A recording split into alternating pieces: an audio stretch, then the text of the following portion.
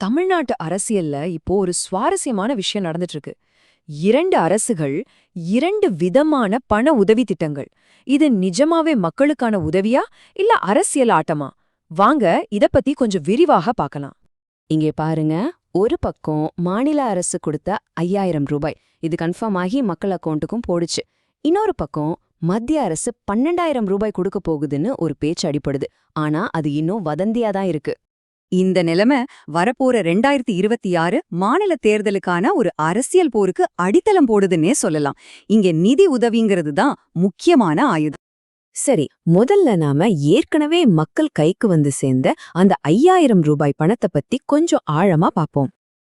ஆமாங்க, தமிழ்நாடு அரசு தகுதி வாய்ந்த பெண்களோட பேங்க் அக்கவுண்ட்ல ஒரே கட்டமா 5000 ரூபாயை டெபாசிட் பண்ணிட்டாங்க. இது பல குடும்பங்களுக்கு ஒரு பெரிய சர்ப்ரைஸா இருந்துச்சு. இந்த 5000 ரூபாய்ங்கிறது சும்மா திடீர்னு அறிவிச்ச தொகை இல்ல.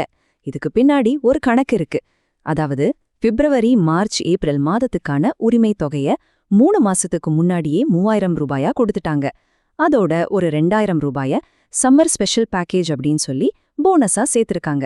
இந்த பணம் கொடுத்த டைமிங் தான் இங்க ரொம்ப முக்கியமான விஷயம். இது ஒரு பக்கா அரசியல் கணக்குன்னு சொல்றாங்க.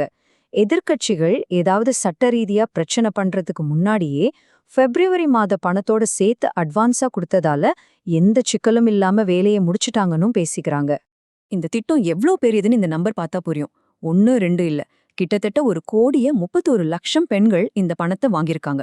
அப்படின்னா 1 கோடிக்கும் அதிகமான குடும்பங்களுக்கு இந்த உதவி போய் சேர்ந்திருக்கு. இது எவ்ளோ பெரிய ஓட்டு வங்கி இல்லையா? அதனாலதான் இது அரசியல் ரீதியா ரொம்ப முக்கியத்துவம் வாய்ந்ததா பார்க்கப்படுது. சரி, இப்போ நாணயத்தோட இன்னொரு பக்கத்தை பாப்போம். மாநில அரசோட இந்த மூவ்க்கு பதிலடியா மத்திய அரசு என்ன செய்ய போகுதுன்னு பரவுற அந்த வதந்திய பத்தி பார்க்கலாம். இந்த வதந்தி உண்மையா இருந்தா இது ஒரு பெரிய அரசியல் மாஸ்டர் ஸ்ட்ரோக்கா இருக்கும் அப்படின்னு அரசியல் வட்டாரங்கள்ல பலமா பேசிக்கிறாங்க. அவங்களோட கணக்கு ரொம்ப சிம்பிள். மாநில அரசு கொடுத்த 5000 ரூபாயோட தாக்கத்தை முறியடிக்கணும்னா அதை விட ஒரு பெரிய தொகைய நேரடியா மக்கள் கிட்ட கொண்டு சேர்க்கணும். அதுதான் இந்த வதந்திக்கு பின்னாடி இருக்கிற நோக்கமா இருக்கலாம்னு சொல்லப்படுது. ஆனா இங்க நாம ஒரு விஷயத்த கவனிக்கணும். இது ஒன்னும் முற்றிலும் புதுசான ஒரு பண உதவி திட்டம் இல்ல. இது என்னன்னா, ஏற்கனவே மக்களுக்கு கிடைக்கிற கேஸ் மானியம், உர மானியம், PM கிசான் நிதி மாதிரி பல திட்டங்களோட பணத்தை ஒன்னா சேர்த்து வருஷத்துக்கு ஒரு தடவை 12000 ரூபாயா கொடுக்கற ஒரு மெகா பேக்கேஜ் யோசனை தான் இது. அப்போ இது இப்போ வரைக்கும் வெறும் வதந்தியா இருந்தாலும் பிரதமர் மோடியோட அடுத்த தமிழ்நாடு விசிட் அப்போ சரியான அரசியல் நேரத்துல இது ஒரு பெரிய அறிவிப்பா வரலாம்னு எதிர்பார்க்கப்படுது. அப்படி நடந்தா இந்த அரசியல் போட்டி இன்னும் சூடு பிடிக்கும். சரி, இவ்ளோ நேரம் திட்டங்களை பத்தி பேசிட்டோம். ஆனா அந்த 5000 ரூபாய் உண்மையில யாருக்கெல்லாம் கிடைச்சது? வாங்க அதுக்கான தகுதிகள் என்னன்னு பார்க்கலாம். இந்த டேபிள்ல பாத்தீங்கன்னா உங்களுக்கே புரியும், இது எல்லாருக்கும் கிடைக்கிற ஒரு திட்டம் இல்ல. ரொம்பவே கராரான விதிகள் இருக்கு. உங்க குடும்ப வருமானம் 2 லட்சத்துக்கு கம்மியா இருக்கணும், குறிப்பிட்ட அளவுக்கு மேல நிலம் இருக்கக்கூடாது, வீட்டு கரண்ட் பில் கூட ஒரு கணக்குல இருக்கணும். ஏன், கார் வச்சிருந்தாலோ இல்ல அரசு வேலையில இருந்தாலோ கூட நீங்க தகுதி இல்லாதவர் ஆகிடுவீங்க.